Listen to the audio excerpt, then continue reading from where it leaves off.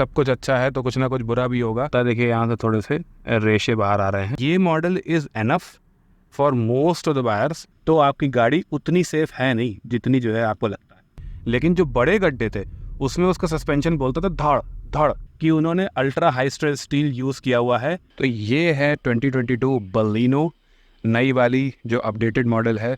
और इसके मैं कुछ रीजंस बता देता हूँ जिस वजह से ये आज भी एक बेस्ट सेलर है। राइट, अभी बोनट खुला है तो ये मत कह देना कि यहाँ पे पैनल गैप्स है। सबसे पहली चीज़ अगर मैं आ जाऊँ तो वो इस पैनल गैप के नीचे ही है। Let's see. मैं हूँ आपका होस्ट दोस्त सुयश, आप देख रहे हैं ड्राइव शाइव and let's start the video. आप देख रहे हैं इस टाइम सबसे बड़ा रीज़न जिस वजह से ये गाड़ी और भी गाड़ियाँ जो इस इंजन के साथ आती हैं वो इतनी सेल होती है। सो बेसिकली पहले बलिनो में K12B आता था। सो बेसिकली इसमें फ़र्क ये है कि इसमें 90 bhp कर दी है पावर, और दूसरी सबसे इम्पॉर्टेंट चीज़ ये है कि इसका एवरेज ओवरऑल बढ़ गया है। राइट, सो पहले ही इतना एवरेज आता था, अभी भी जो है आप इसको कितना भी खींच तान के चला दिए आपको शहर में लगभग 14-15 दे देगी, और हाईवे पे ये 20 के पार चली जाती है एवरेज में। दूसरी चीज़ ये कि आप देख रहे हो यहाँ से 4 पाइप निकल रहे हैं, तो ये है एक 4 सिलेंडर इंजन। अब इसके सेगमेंट की और जो गाड़ियाँ आती हैं अपार्ट फ्रॉम i20, उनमें एक 3 सिलेंडर इंजन आता है। बेसिकली हो सकता है कि वो गाड़ियाँ दूसरी चीज़ों में बेटर हों, लेकिन ये जो इंजन की 4 सिलेंडर की जो रिफाइनमेंट है प्लस इसकी जो माइलेज है, उन दोनों रीजंस की वजह से ये आगे निकल जाती है। और इसमें इतना रिफाइनमेंट होने के बावजूद यहाँ पे पूरी क्लैडिंग दी हुई है। और बेसिकली अगर आप नीचे भी देखो तो पुरानी बलिनो में इतनी अच्छी तरीके से कवरिंग नहीं आती थी, ज़मीन दिखती थी। तो इसमें ओवरऑल कवरिंग बेटर कर दी है नई वाली बलिनो में। और चलिए दूसरी चीज़ों की बात कर लेते हैं, वाई इट्स बेस्ट सेलर। दूसरी चीज़ है फीचर्स। तो पहले अगर हम बाहर से फीचर्स देख लें तो आपको LED प्रोजेक्टर हेडलाइट्स मिल जाती हैं। टॉप मॉडल में आपको फॉग लैम्प से मिलते हैं, इसमें नहीं है। टॉप से एक नीचे जीटा मॉडल है। और दूसरी चीज़ ये कि आपको प्रॉपर जो है वो 195 सेक्शन टायर्स मिल जाते हैं। टॉप मॉडल में आपको यहाँ पे डायमंड कट अलॉय व्हील्स मिल जाएंगे। यहाँ पे आपको 360 डिग्री कैमरा मिल जाएगा टॉप मॉडल में। तो फीचर्स जो हैं वो भरे हुए हैं गाड़ी में। इनफैक्ट रियर से भी जो है वो पूरा LED सेटअप दे दिया है, और यहाँ पे टेल लाइट यहाँ तक आ गई है। लेट्स सी द इनसाइड कि इनसाइड आपको क्या क्या चीज़ें मिल जाती हैं। तो अगर हम अंदर की फीचर्स देखें तो टॉप मॉडल में आपको HUD मिल जाता है, इवन 360 डिग्री पार्किंग कैमरा मिल जाता है। ये जीटा मॉडल है, फिर भी इसमें आपको एक टच स्क्रीन मिल जाती है जिसमें wireless Android auto, Apple CarPlay है। आपको इस तरीके का डिजिटल कंसोल मिल जाता है जो बीच में काफ़ी ज़्यादा सेटिंग्स हैं इसमें। अगर हम पावर टॉर्क देखें, ये सब देखें तो काफ़ी ज़्यादा सेटिंग्स हैं। बाकी अपना एवरेज वगैरह तो दिखाता ही है। तीसरी चीज़ ये कि आपको वॉल्यूम कंट्रोल सारे मिल जाते हैं। टॉप मॉडल में आपको क्रूज़ कंट्रोल मिलता है, जीटा में नहीं मिलता है। और आपको यहाँ पे बटन मिल जाता है ट्रैक्शन कंट्रोल वगैरह का। तो ट्रैक्शन कंट्रोल का बटन का सिंपल ये जवाब है कि इस गाड़ी में आपको electronic stability control, traction control, 6 air bags, VSM सब कुछ मिल जाता है। ओवरऑल जो इलेक्ट्रॉनिक स्वीट है, सेफ्टी स्वीट, वो पूरी तरीके से कवर्ड है इस पर्टिकुलर गाड़ी में। पिछली वाली गाड़ी में नहीं आता। अगर हम इसके टॉप मॉडल की बात कर लें, उसमें आपको एक हेड्सअप डिस्प्ले मिल जाता है, आपको 360 डिग्री कैमरा मिल जाता है, एक 9 इंच की टच स्क्रीन मिल जाती है, ऑटोमेटिक IRVM मिल जाता है, और इस तरीके की सारी सुविधाएं बेसिकली मिल जाती हैं। और यहाँ पे स्टीयरिंग उसमें लेदर रैप्ड है। इस पर्टिकुलर मॉडल में भी इनफैक्ट नीचे आने के बावजूद आपको wireless Android auto, Apple CarPlay इस वाली स्क्रीन में भी मिल जाता है। और आपको बेसिकली कुछ फीचर्स स्टैंडर्ड मिलते हैं, जैसे बाहर वाले जो मिरर्स हैं वो रिट्रैक्टेबल हैं, वो स्टैंडर्ड हैं। ऑटोमेटिक क्लाइमेट कंट्रोल है, वो स्टैंडर्ड है। सबसे बड़ी चीज़ ये है कि अगर ऐसी चीज़ें स्टैंडर्ड हो गई तो उस वजह से क्या होता है कि आपको बेस मॉडल लेने में भी कोई दिक्कत नहीं होती है। तीसरी चीज़ ये कि इसमें आपको touch and feel of material बहुत अच्छा मिल जाता है। बेसिकली अगर आप यहाँ देखेंगे तो ये पूरा लेदर पैड दिया हुआ है, और ये काफ़ी जो है वो सॉफ्ट है।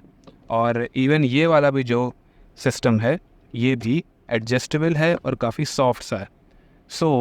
सीट्स की अगर आप बात कर लें तो ये भी काफ़ी कंफर्टेबल हैं, वो आगे चल के हम बात करेंगे ओवरऑल कंफर्ट में। लेकिन पहले से ये बात तो है कि ओवरऑल जो बिल्ड क्वालिटी कह लो या फिर जो है इंटीरियर फिट एंड फिनिश कह लो, वो बहुत ज़्यादा इम्प्रूव हुई है बलिनो की। पहले इतनी कुछ खास नहीं थी। अब हम कर लेते हैं स्पेस की बात। तो ये मैंने जो है वो सीट पीछे कर रखी है क्योंकि ये ऑटोमेटिक गाड़ी है, तो मुझे जो है वो क्लच के अकॉर्डिंग एडजस्ट नहीं करी, मैंने ब्रेक के अकॉर्डिंग एडजस्ट करी है। इतना स्पेस अभी यहाँ पे बच रहा है। लेट्स सी पीछे कितना स्पेस है एक 6 फुटर के लिए। तो 6 फुटर को ये स्पेस मिल रहा है लेग रूम, और ओवरऑल जो है फुट रूम नीचे भी अच्छा खासा है। इनफैक्ट यहाँ पे 3 लोग तो नहीं बैठ पाएंगे, लेकिन 2 बड़े और 1 बच्चा आराम से बैठ जाएगा। और सीट्स जो है वो कंफर्टेबल भी हैं अच्छी खासी, थोड़ी सी ज़्यादा ही सॉफ्ट हैं। बस एक चीज़ है, वो ये है कि थोड़ा सा हेडरूम मेरे को कम फील हो रहा है।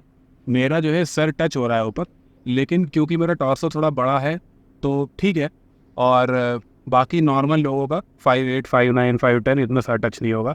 तो वो चीज़ है, स्पेस बहुत ही बढ़िया है ओवरऑल गाड़ी में। एक बहुत इंपॉर्टेंट और चीज़ है, don't quote me on this, but ये चीज़ जो है बताना ज़रूरी है। पिछले मॉडल से जो बलिनो का था उससे इसमें जो सेफ्टी इंप्रूवमेंट्स हुए हैं वो अभी ऐसे क्लियरली नहीं पता चलेंगे जब तक क्रैश टेस्ट नहीं होगा।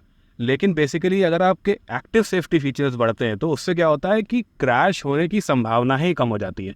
तो एक्टिव सेफ्टी फीचर्स के बारे में बात करें तो इसमें बेस मॉडल से आपको ब्रेक असिस्ट मिल रहा है, आपको ESP मिल रहा है। हाँ, इलेक्ट्रॉनिक स्टेबिलिटी प्रोग्राम आपको बेस मॉडल से मिल रहा है। पहले इसमें आई थिंक जो है वो AMT के साथ ही आता था, लेकिन अब ये स्टैंडर्ड अक्रॉस द रेंज है। तो आपकी बेसिकली गाड़ी जो है इधर उधर बहुत ज़्यादा नहीं जाएगी, जिस वजह से आपके एक्सीडेंट होने के चांसेस ही कम हो गए। अगर हम पैसिव सेफ्टी फीचर्स की बात करें जो एक्सीडेंट के बाद काम आते हैं, उसमें इसमें सबसे इंपॉर्टेंट चीज़ ये है कि इसमें आपको 6 एयर बैग्स मिल जाते हैं अब।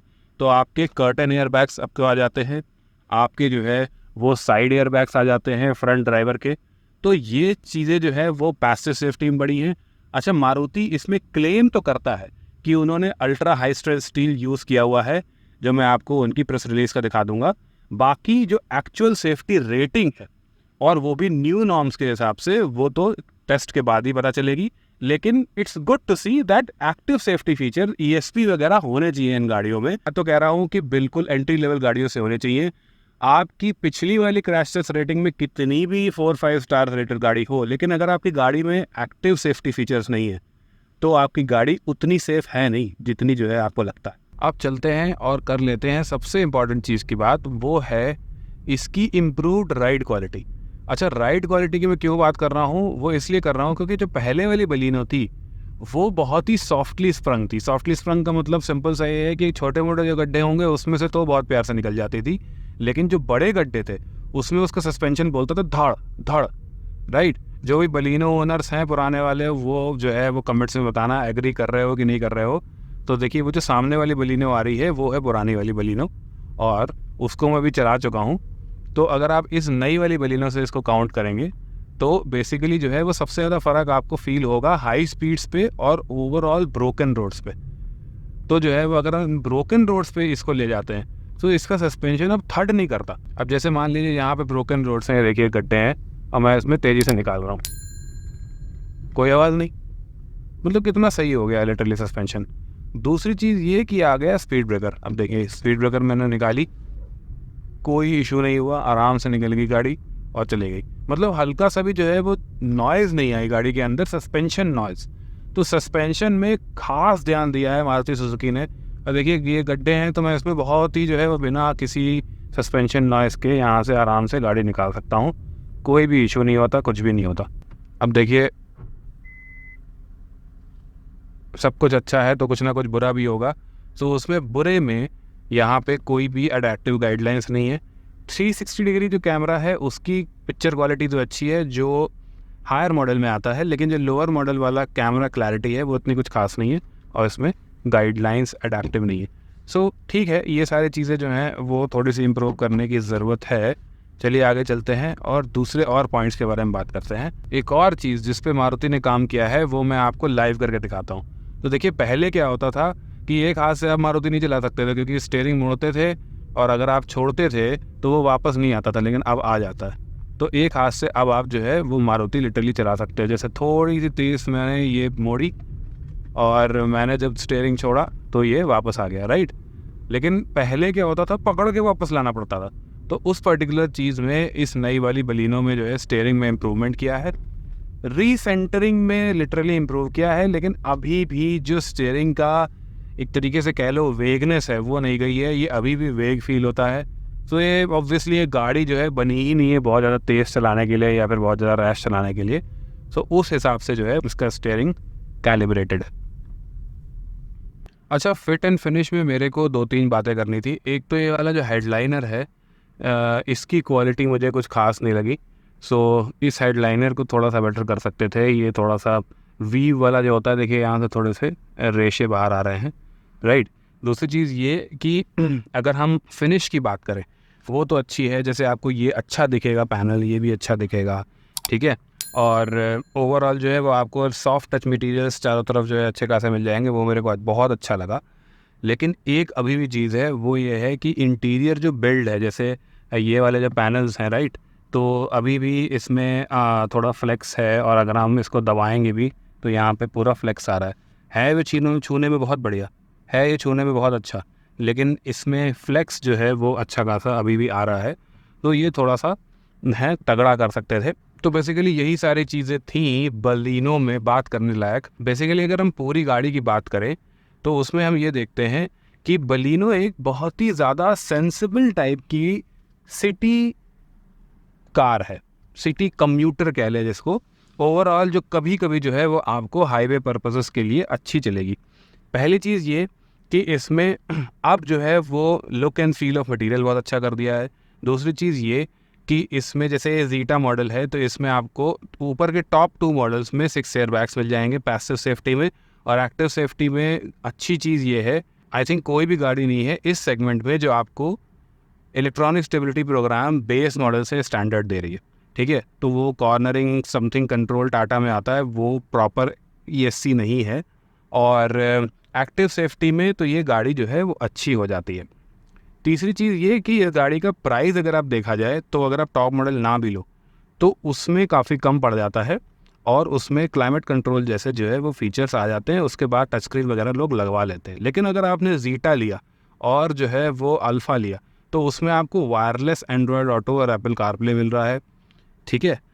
तो मुझे ऐसा लगता है अगर आप थोड़ा सा जो है वो ज़्यादा करें खर्च, तो आप जीटा तक खर्च सकते हैं। इसमें अल्फ़ा लेना मतलब 360 डिग्री कैमरे की क्या ही ज़रूरत है, छोटी सी गाड़ी में हेड्स अप डिस्प्ले की ज़रूरत नहीं है। तो ये model is enough for most of the buyers. और अगर आपको जो है वो बिल्कुल ही बेस लेना है, 6 एयर बैग्स नहीं चाहिए, तो आप इसमें जो है बाहर से काम करवा सकते हैं, जिसको मैं तो इतना जो है वो ओवरऑल सपोर्ट करता नहीं हूँ, लेकिन योर चॉइस।